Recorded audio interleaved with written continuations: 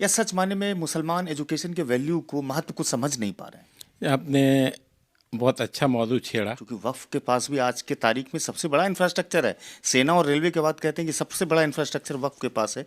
तो क्या ऐसी कौम को वक्फ की तरफ से सपोर्ट करके एजुकेशन का जो रोड मैप है उस पर लाया जाए? हम लोग का ज़कात जो हुआ एजुकेशन पर नहीं जाता है। ज़कात का पैसा, अगर हमारा ज़कात पैसा एजुकेशन पर जाए तो हर घर में बच्चे पढ़ लेंगे। क्या अंतर आप देख रहे हैं साउथ और नॉर्थ इंडिया के कल्चर्स में या फिर उसके पेरेंट्स की सोच? आमतौर पर उत्तर भारत में रहने वाला मुस्लिम समुदाय इस बात से हमेशा डरा हुआ रहता है कि हम महंगे स्कूल में नहीं भेज पाएंगे क्योंकि हमारी आमदनी बहुत छोटी है। बड़ा शहर भागलपुर है सर, लेकिन आप देख लीजिए कि कोई भी अल्पसंख्यक कम्युनिटी का बड़ा स्कूल नहीं। हमारे शहरों में कोई स्कूल है तो वहाँ सेक्रेटरी प्रेसिडेंट का ही झगड़ा, सीट के लिए झगड़ा, पैसे के लिए।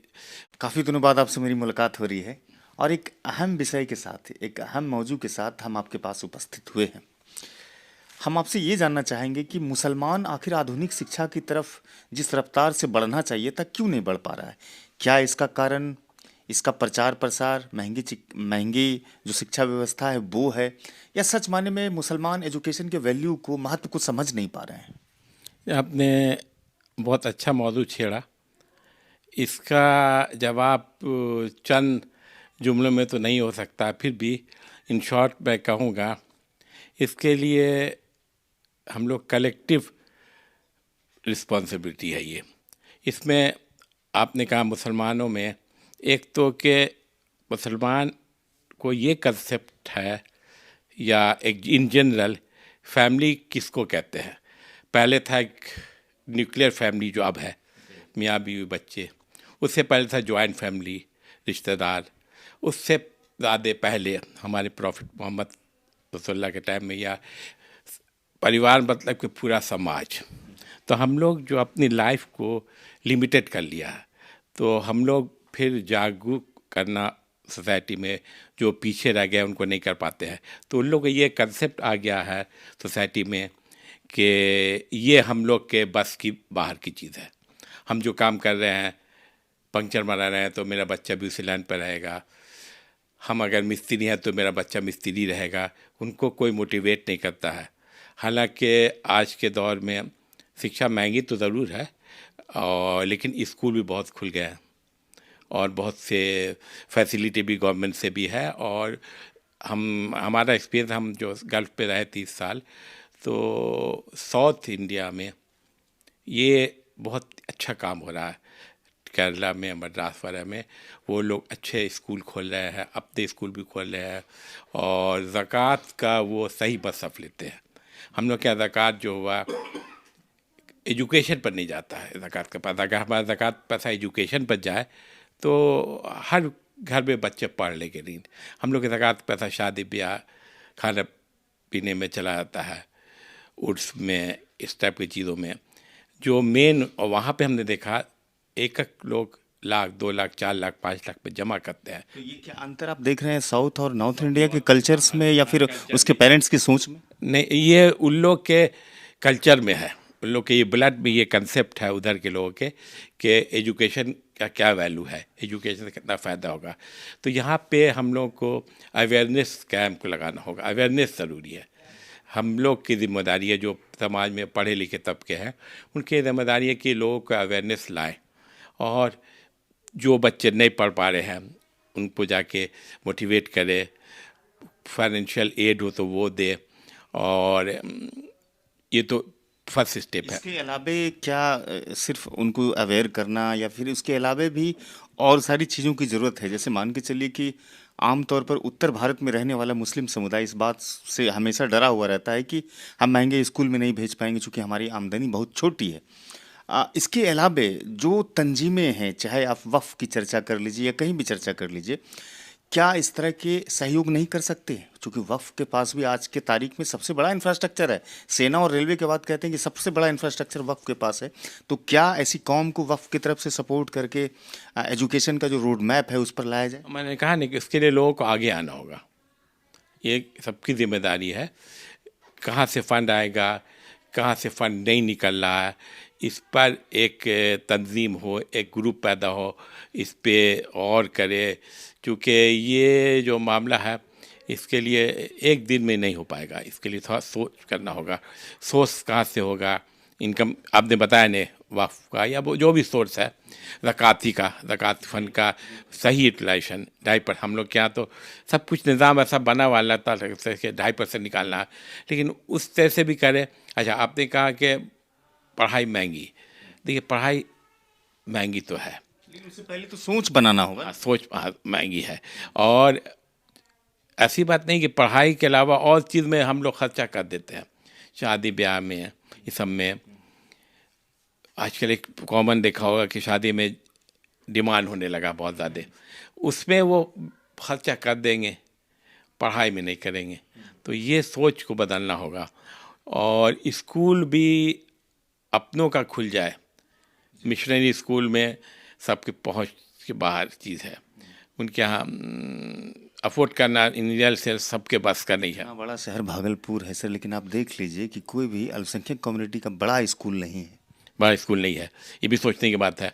जो है तो वहाँ जो है भी, हमारे शहरों में कोई स्कूल है तो वहाँ सेक्रेटरी प्रेसिडेंट का ही झगड़ा, सीट के लिए झगड़ा, पैसे के लिए। जबकि आप बोलने में तो अफसोस लगता है, लेकिन ये बोलना पड़ेगा कि मिशन स्कूल जो है, मिशनरी के स्कूल, वो लोग बेलॉस काम करते हैं, अपना पॉकेट नहीं देखते हैं। हमारे यहाँ कोई भी अदारा खड़ा होता है, छोटे से वो छोटा अदारा, जहाँ फंड की बात हुई, पैसा कलेक्ट हुआ, तो फिर बेचैनी शुरू हो जाती है। जबकि ये तो हम लोग के लोगों में वो डेडिकेशन नहीं है, पारदर्शिता नहीं है कि कम्युनिटी कैसे ऊपर जाए। कोई पारदर्शिता नहीं है। जिनको मौका मिला बस वही हड़पने में लगे। हाँ, बहती गंगा में हाथ धोने वाली बात है। तो उस ये सब बहुत सा फैक्टर है। आपने इस पर सोचा, हम लोग से बात किया, इस बात को आप आगे बढ़ाएं। यहाँ के जो सो कॉल्ड अभी भागलपुर और पूरे अखिल भारतीय स्तर पर, ऑल इंडिया लेवल पर एक यादव भारतवर्षीय संगठन महासभा आप देखे होंगे। इसमें यदुवंशियों का बहुत बड़ा संगठन है जो कि शिक्षा पर, स्वास्थ्य पर, कम्युनिटी के झगड़े और झंझटों पर काम करती है कि ये ना हो, ना बढ़े। देखिए, बाकी संगठन बन रही है, लेकिन कहीं ना कहीं अल्पसंख्यक जो खासतौर से मुसलमान संगठन है वो सक्रिय भी नहीं। अगर कहीं बना भी है तो सक्रिय नहीं, एकदम लगता है कि निष्क्रिय। नहीं, आपने यादव को बताया तो मैं भी एक प्रेस में गया था, तो उस प्रेस में ही उनका बैनर पैम्फलेट वगैरह, तो वो लाखों लाख का प्रोजेक्ट था। इतना फंड उन्होंने कलेक्ट किया और कलेक्टिव कुछ एक प्लेटफॉर्म पाने के लिए काफ़ी बड़ा उनका था। एग्जैक्ट तो मैं नहीं जानता हूँ, लेकिन प्रेस में जाने के बाद मुझे लगा कि उन्होंने काफ़ी इसमें फंड जनरेट कहाँ से हुआ होगा। अब नहीं जनरेट हुआ, को गवर्नमेंट से तो नहीं मिला होगा। तो हम लोग भी इस लाइन पर जो सो कॉल पढ़ने की आवश्यकता है।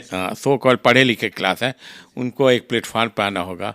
और फंड हमारे यहाँ कमी नहीं है, ज़काती को ले लिए, लेकिन उसको यूटिलाइज नहीं कर पा रहे हैं। एक बातें बहुत ही अच्छी बताई डॉक्टर उमर साहब ने कि साउथ के कल्चर में और नॉर्थ के कल्चर में बहुत अंतर है। साउथ के जो पेरेंट्स होते हैं वो डेडिकेटेड होते हैं और शिक्षा के वैल्यू को भी समझते हैं, महत्व को समझते हैं। नॉर्थ इंडिया में क्या कुछ करना पड़ेगा ऐसे अभिभावकों को, पेरेंट्स को, जो कि शिक्षा के वैल्यू को समझ पाए, या सिर्फ डरते ही रह जाएंगे मुसलमान की नहीं, आधुनिक शिक्षा का मतलब है महंगी शिक्षा व्यवस्था, इसलिए हम उधर नहीं जाएंगे, 4-5 बच्चे पैदा करेंगे और दिल्ली भेज देंगे। सबसे बड़ी बात यह है कि डॉक्टर साहब ने जो कहा बिल्कुल सही कहा। सबसे बड़ी हम लोगों को जो है कलेक्टिवली ज्वाइन होकर के एक पुश करना पड़ेगा। ऐसे ऐसे बच्चों को मिनिमम कम से कम ऐसे सिलेक्टेड परसेंट जो अच्छे जहन के हों, जो पढ़े लिखने में जो हों, तो उनको सेलेक्ट करके एक अच्छे से तालीम दें ताकि पुश शुरू हो। ये जब तक कि हम शुरू नहीं करेंगे, हमारी सोसाइटी, हमारे बच्चे आगे नहीं बढ़। बुनियादी स्तर पर काम करना, बिल्कुल बुनियादी स्तर पर करना पड़ेगा, क्योंकि अभी हमारी कौम ज़ीरो पर है। इसको शुरू करने के लिए हमें बेस से बिल्कुल चलाना पड़ेगा, स्टार्ट करना। बिहार में अभी जो जातीय सर्वे हुआ उसमें जो आंकड़े आए तो कहीं ना कहीं एक संख्या बड़ी है, जो प्रतिशत है मुसलमानों की वो बड़ी संख्या में है, लेकिन एक बड़ी संख्या को सही तरीके से संवारने में, सजाने में कोई इंफ्रास्ट्रक्चर ही नहीं है। सबसे बड़ी बात है कि हमारे जितने भी मिनिस्टर हैं, जो मुस्लिम मिनिस्टर हैं, जितने भी बड़े बड़े ओहदेदार हैं, इन लोगों ने कभी इस मौजू पर जोर ही नहीं दिया।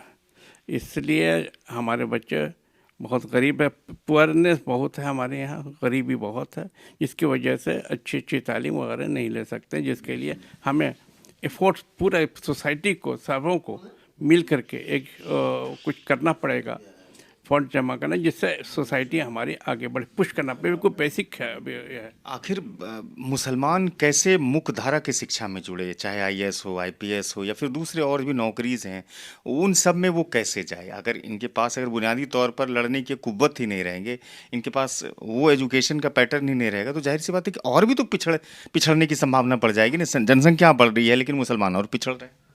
जी सही कहा, जिसके लिए हम लोगों को, जैसे अब मैंने पहले कहा कि कलेक्टिवली, जैसे सेलेक्टेड पर्सन्स को, बच्चे अच्छे अच्छे जो बच्चे हैं उनको हम पुश करें ताकि वो अच्छे से अच्छे आगे तालीम पाएँ, और उस तरह से वो फिर अपने वो 10 बच्चों को अपने महल्ले के, गांव के जैसे हो, उस तरह से हमारी ही सोसाइटी तो बढ़ सकती है। किसी एक आदमी के काम से नहीं होगा, इसको कलेक्टिवली हम लोगों को लेना होगा, बहुत सोच समझ के लेना होगा, और अकेले में कुछ नहीं होगा, और इसी तरह से हम लोग नहीं तो रहेंगे। अच्छा, एक सवाल ऐसे में ये खड़ा होता है, मैंने डॉक्टर साहब से भी किया था, कि शहर में कहते हैं कि वक्फों की संख्या लगभग 200-250 के करीब है, और अगर अल्पसंख्यक मंत्रालय का आंकड़ा देखें तो उसमें कहते हैं कि 8.5 लाख से भी अधिक वक्फ के जो ये प्रॉपर्टीज हैं वो रजिस्टर्ड हैं, सेना और रेलवे के बाद सबसे बड़ी है। तो वक्फ इसमें क्यों नहीं आगे आ रहा है? हॉस्पिटल खोल ले, स्कूल खोल ले, बाकी सारी चीज़ें संसाधन के तौर पर दे दे। सबसे बड़ी चीज़ है कि हमारे यहाँ सबसे बुनियादी बुराई आ गई है कि हम पैसे के पीछे दौड़ने लगे हैं। इस पैसे को किसी सोसाइटी में, किसी अच्छे काम में लगाएं, इसके तरफ हमारा ध्यान कभी नहीं जाता, और अब हम अपने आप में उसको करते हैं। इसलिए इसको सबों को तो ये सोच करके कि इसको कलेक्टिवली जो करना पड़ेगा, और कौम को तरक्की के लिए सब मिलजुल करके एक काम करेंगे तभी ये मुमकिन है, ना तो नामुमकिन है। शुक्रिया बातचीत के लिए, बहुत बहुत बहुत बहुत शुक्रिया आपका। तो ये 2 मेहमान थे, डॉक्टर उमर साहब और शम्स कमरुद्दीन साहब, जो दोनों ही हेल्थ इंफ्रास्ट्रक्चर से जुड़े हुए हैं। दोनों के अलग अलग विचार रहे। डॉक्टर साहब ने कहा कि साउथ और नॉर्थ इंडिया के पेरेंट्स में डेडिकेशन में अंतर है, और डॉक्टर साहब की बातों में कहीं ना कहीं सत्यता भी दिखती है। वहीं शम्स कमरुद्दीन साहब का ये मानना है कि कलेक्टिबिलिटी जब तक नहीं होगी तब तक हम कुछ नहीं कर पाएंगे। बुनियादी तौर पर बच्चों की संख्या को बढ़ाएंगे और उसे पुश करेंगे, प्रोत्साहित करेंगे, ताकि वो एक अच्छा परिणाम लेकर के आए, तो बाकी बच्चों के लिए प्रेरणा बन जाए, अभिभावक के लिए प्रेरणा बन जाए। अगर आप भी बेहतर सोच रखते हैं तो आप अपने विचार भी कमेंट बॉक्स में रख सकते हैं। वीडियो अच्छी लगी हो तो साझा कीजिएगा, चैनल पर जाकर सब्सक्राइब कर दीजिएगा। फेसबुक पर पेज हैं सिटीजन टाइम्स के, वहाँ पर अंशदान कर सकते हैं, सहयोग कर सकते हैं, फॉलो और लाइक कर।